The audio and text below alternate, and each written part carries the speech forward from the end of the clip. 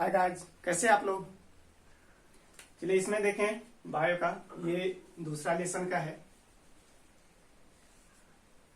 Chapter 2 का कीट परागन।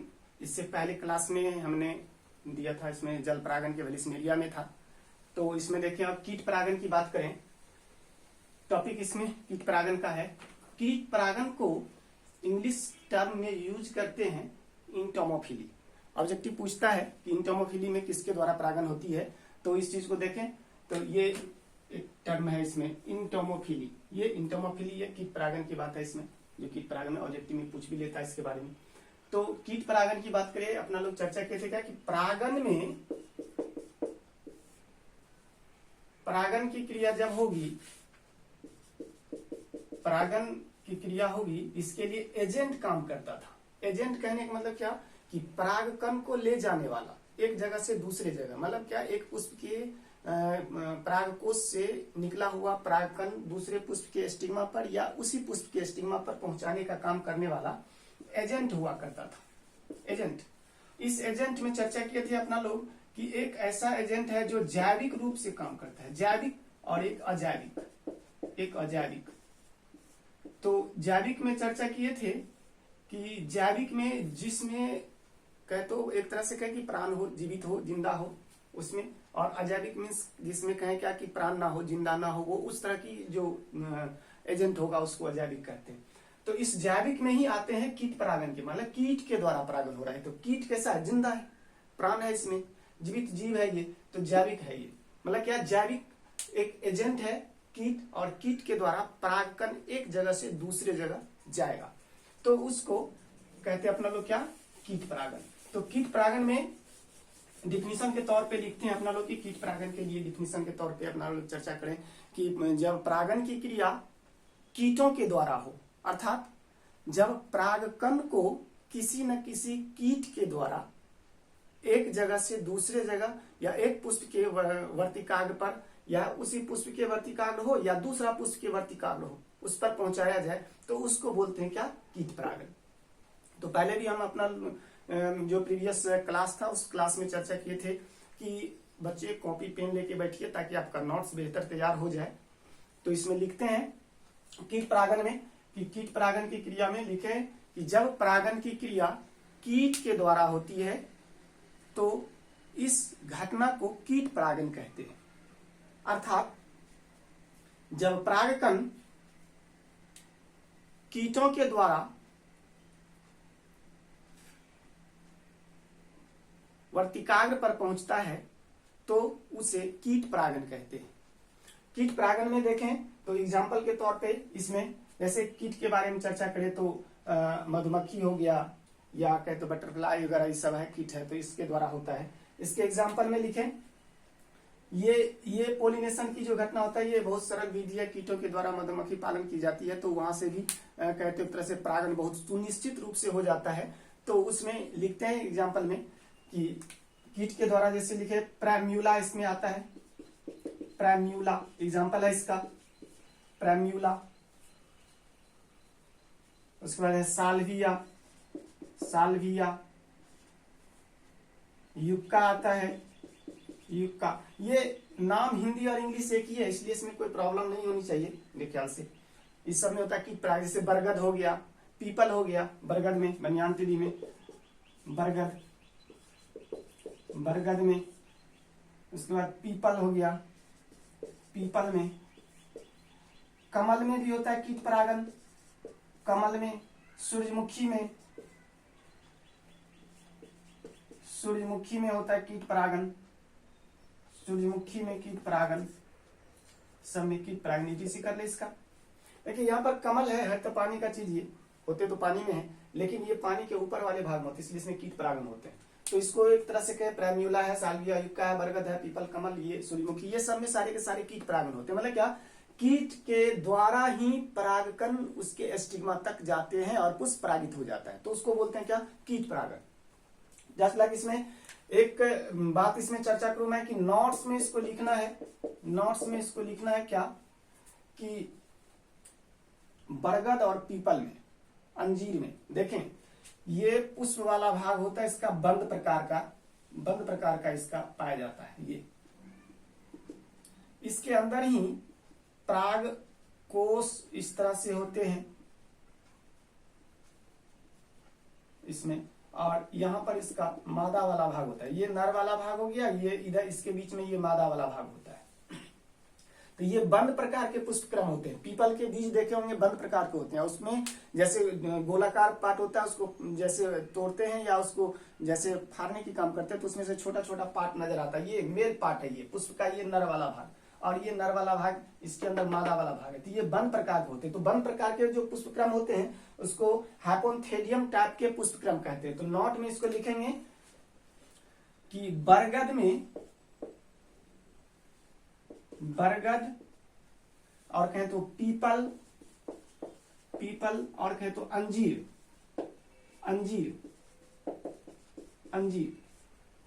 इसमें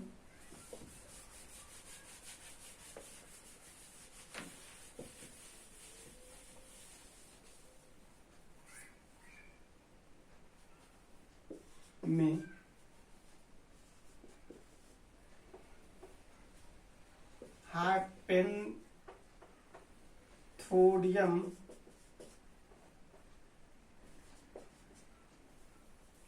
प्रकार के पुष्पक्रम होते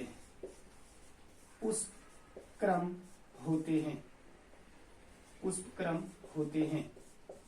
पुष्पक्रम कहने का मतलब सीधा सीधा हो गया क्या कि जो पुष्प वाला भाग होता है, जैसे कालिक्स है, कोलोरा वाला पार्ट है, एंडोसियम है, गैनोसियम, ये सारे सब पुष्पक्रम है। तो ये पुष्पक्रम सारे के सारे क्या होता है, तो एक में ही बंद होते हैं। इस टाइप से बंद प्रकार के पुष्पक्रम होते हैं। इस टाइप का पुष्पक्रम होता है, इसका मादा वाला भाग इसके बीच में।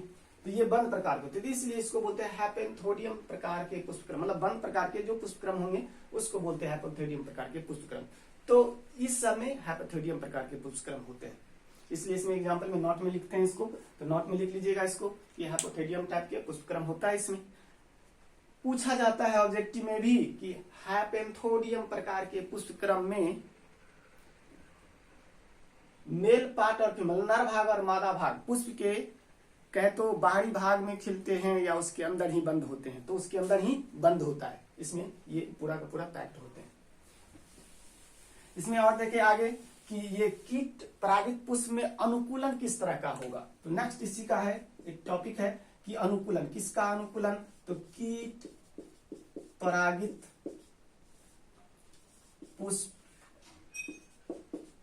पुष्पों का अनुकूलन किस तरह के अनुकूलन होते हैं इसमें, मतलब कैसा कैसा कंडीशन होगा। तो ये पुष्प परागित जो है तो कीट के द्वारा हो रहा है। कीट के द्वारा जैसे हो रहा है, तो अब इसमें देखिए अनुकूलन में 1 बाय 1 में चर्चा करूं इसका। जैसे इसमें देखिए रंग चर्चा किए थे क्या कि पुष्प जितना रंगीन होगा, कहे तो जितना रंगीन होगा उसके जो क्लोरा वाला पार्ट होगा, मतलब क्या बाहरी बागदल पुंज भी कहते हैं और पंखुड़ी भी कहते हैं। ये वाला पार्ट था आवड़ी का, यहां से ये पार्ट, ये हाइपोथैलेमस का पार्ट है।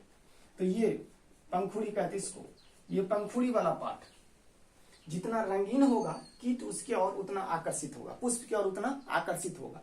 तो आकर्षित होने की वजह से पुष्प पर जैसे कीट जाएंगे इधर से, तो कीट जाएंगे तो अब यहाँ से परागकण है इसमें बना हुआ, कीट जैसे ही जाएगा इस पर, तो ये वाला पार्ट यदि परागकण को तैयार करके रखा है, कीट यदि जाएंगे तो कीट के पैर में या उसके पंख में या उसके माउथ वाला पार्ट में तो जरूर कर ये लगेंगे, कीट के किसी भी अंग में परागकण लगेगा। हो सकता है कीट में से इसमें से उड़ने का कंडीशन करे, उड़ेगा, जब उड़ने की स्थिति में आएंगे तो हो सकता है यहाँ से उड़ेंगे, हो सकता है इस पर आके बैठ गया कीट, तो ये पुष्प परागित हो जाएगा। तो क्वेश्चन उठाता भी इसमें कि कीट परागित पुष्पों में रंग की क्या भूमिका है। तो रंग की भूमिका कहने का मतलब सीधा सीधा हो गया कि ये पंखुड़ी का जो रंग है वो या ये पुष्प का रंग कहिए सीधा सीधा, तो पुष्प का जो रंग होगा उसकी क्या भूमिका है। तो रंग के वजह से पुष्प के जो भी पार्ट है जितना रंगीन है, क्लोरा जितना रंगीन है, कहने का मतलब क्या, पंखुड़ी जितना रंगीन है, पुष्प के और कीट उतना अधिक आकर्षित होता है। और आकर्षित होने के क्रम में जैसे ही कीट इस पुष्प पर जाएंगे तो ये पुष्प को परागण करने में मदद करता है और पुष्प आसानी से परागण की क्रिया को संपन्न कर लेती है। साथ ही साथ इसमें देखें तो कुछ ऐसे भी पुष्प है जिसके पास ये वाला पार्ट नहीं है, मतलब कहे तो बाह्य दल पुंज नहीं है, ये कहते दल पुंज नहीं है, या कहें इसमें कि पंखुड़ी रंगीन नहीं होते हैं या पंखुड़ी नहीं होते हैं, तो ये बाह्य दल पुंज है, ये होता है। तो ये वाला पार्ट रंगीन होते हैं, जैसे मुसिंडा में। केला देखते हैं, केला का जो फूल वाला पार्ट होता है उधर लगा हुआ पार्ट उसका, तो उसमें जो निपत्र बोलते हैं उसको, जो केला के पुष्प को ढक के रखता है उसको निपत्र बोलते हैं। तो उस निपत्र का रंगीन भाग होने के वजह से ही कीट उसके ओर आकर्षित होता है। तो केला में ऐसा होता है, मुसिंडा में ऐसा होता है। उसी तरह से देखा जाए तो बोगेनविलिया में ऐसा होता है, उसका निपत्र वाला भाग रंगीन होता है, जिसके वजह से कीट उसके ओर आकर्षित होता है। तो इसमें क्या लिखे हैं अब रंग वाला भाग में कि पुष्प का रंग कीटों को अपनी ओर आकर्षित करते हैं। जिस पुष्प में जितना ही पंखुड़ी वाला भाग रंगीन होता है, कीट उसके तरफ उतना ही आकर्षित होते हैं। नेक्स्ट में लिखें, कुछ पुष्पों में रंगीन वाला भाग, मतलब कहें तो पंखुड़ी वाला भाग नहीं पाए जाते हैं, तो उसमें निपत्र पाए जाते हैं, जो रंगीन होने के कारण पुष्प को या कीट को अपनी ओर आकर्षित करता है। एग्जाम्पल में लिखें निपत्र किसमें किसमें होता है, निपत्र किसमें है, इसमें निपत्र केला हो गया, मुसिंडा, उसके बाद बोगेनविलिया,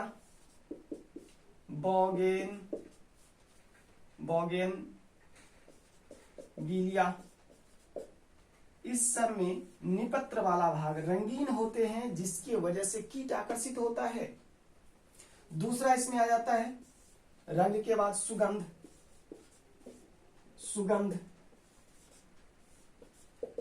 अब सुगंध होने का सीधा सीधा मतलब हुआ, चर्चा किए थे कि पुष्पों में सुगंध होता है, तो सुगंध हुआ तो उस सुगंध की वजह से कीट उसके ओर आकर्षित हो जाएंगे। तो जैसे कीट उसके ओर आकर्षित होंगे तो सीधे सीधी बात है, वही कहानी हो गया, कीट अब इस पर जाएंगे, इस पुष्प में सुगंध है, सेंट है, तो उस सेंट की वजह से कीट इसकी ओर आकर्षित हुआ। कीट तो खास करके जाते भोजन लेने, नेक्टार लेने, तो जैसे सुगंध की वजह से कीट गया तो इस पुष्प को परागित कर देगा। तो सुगंध वाला पार्ट में ऐसे लिखेंगे कि पुष्पों की सुगंध कीट को अपनी ओर आकर्षित करते हैं, जिससे कीट उस पुष्प को परागित कर देता है या पुष्प परागित हो जाता है। अधिकांशतः देखा जाए तो जिस पुष्प में सुगंध होता है, सेंट होते हैं, वह पुष्प रातों में खिलता है। जैसे रात की रानी हो गई, जूही हो गया, श्रृंगार हो गए, ये सब, जास्मीन हो गया, ये बहुत सारे हैं इसके एग्जाम्पल में। तो सुगंध वाला में लिख रहे हैं, इसमें एक दो एग्जाम्पल लिख लीजिएगा। जूही, रात रानी,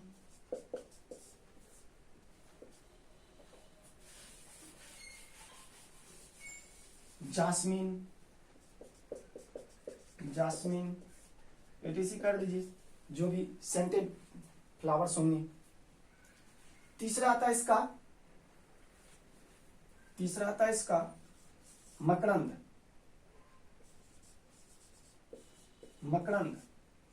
नेक्टार बोलते इसको, नेक्टार,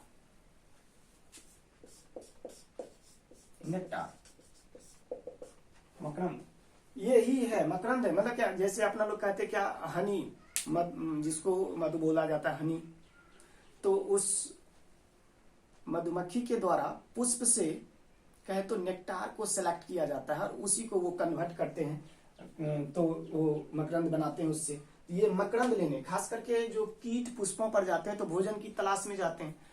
भोजन की तलाश में जाएंगे तो कहाँ क्या कहे तो एक तरह से उसमें नेक्टार को सिलेक्ट करने के लिए जाएंगे, नेक्टार लेने के लिए जाएंगे, जिसको वो भोजन के रूप में ग्रहण करता है। तो नेक्टार लेने के लिए जैसे जाते हैं तो वही कहानी फिर हो जाएंगे कि नेक्टार लेने के लिए जाएंगे ना, अपना लोग चर्चा किए थे इसमें, प्रीवियस क्लास में चर्चा हुई थी कि जो नेक्टार का जो पार्ट होता है, नेक्टार ग्लैंड जो होता है, जो मकरंद ग्रंथि होते हैं, ये पंखुड़ी वाला भाग के आधारीय भाग में, पंखुड़ी वाला भाग के आधारीय भाग में नेक्टार ग्लैंड होते हैं, मतलब मकरंद ग्रंथि होते हैं। तो उस मकरंद ग्रंथि को जो प्राप्त करने के लिए, मकरंद ग्रंथि से निकला हुआ मकरंद को प्राप्त करने के लिए कीट इस पर जाएंगे। तो जैसे कीट इस पर जाएंगे तो परागकण स्टिग्मा तक पहुंच जाएगा, तो फिर वो स्टिग्मा तक पहुंचने के बाद पुष्प को परागित कर देता है। तो इसमें लिखते हैं क्या कि पुष्पों में पाए जाने वाले मकरंद ग्रंथि के अंदर मकरंद पाया जाता है, जिसे सिलेक्ट करने के लिए या भोजन के रूप में ग्रहण करने के लिए वो कीट जैसे ही पुष्प पर जाते हैं तो वो पुष्प परागित हो जाता है। और इस तरह से पुष्प परागित होने के जो घटना होती है, ये सारे के सारे आ जाते क्या, पुष्प परागित होने की एक अनुकूलन है कि कीट परागित पुष्पों के अनुकूलन में। तो मुख्य रूप से कीट परागित पुष्पों में देखें तो रंग की आवश्यकता होती है, सुगंध की आवश्यकता होती है, मकरंद की आवश्यकता। भैया कीट क्यों जाएंगे पुष्पों पे? कीट यही कारण से जाते हैं पुष्पों पे, और जब इस कारण से पुष्पों पर जाते हैं तो पुष्प को परागित कर देता है। इसमें से एग्जाम्पल पूछ लिया करते हैं कभी कभार ऑब्जेक्टिव में कि निम्नलिखित में से किसमें कीट परागन होगा, तो इस एग्जाम्पल को रखिएगा ढंग से ताकि उस ऑब्जेक्टिव को सॉल्व कर सके।